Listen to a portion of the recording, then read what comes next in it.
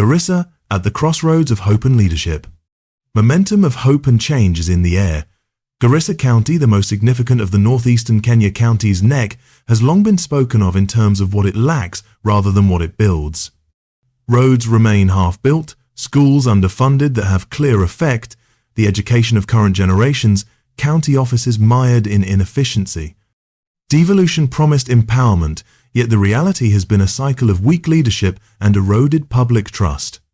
Communities have grown weary of promises that never materialize, and the frustration of squandered potential has become a familiar refrain.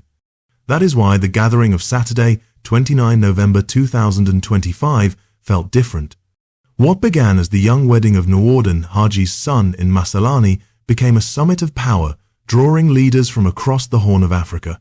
It was described as a gathering of the century, not only awakening the sleepy sub-county town of Masalani, but stirring Garissa and the northeastern Kenya counties as a whole. Under one family's roof, politics, security, and trade converged. The symbolism was unmistakable.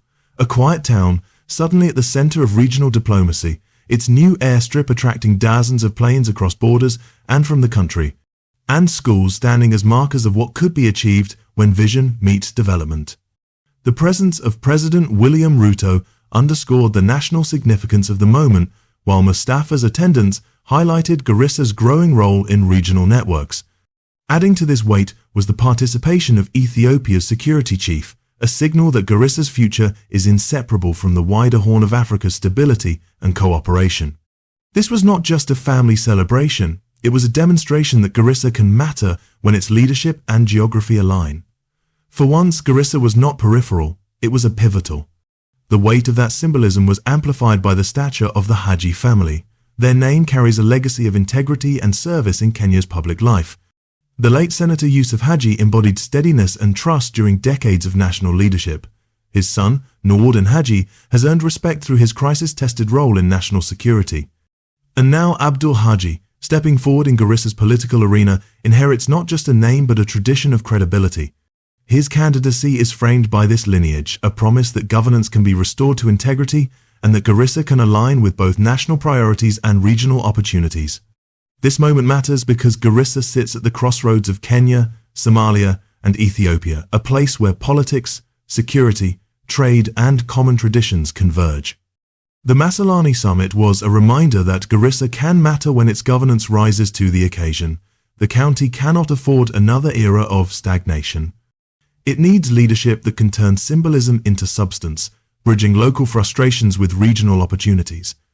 That is why Senator Abdul Haji's candidacy in 2027 carries weight.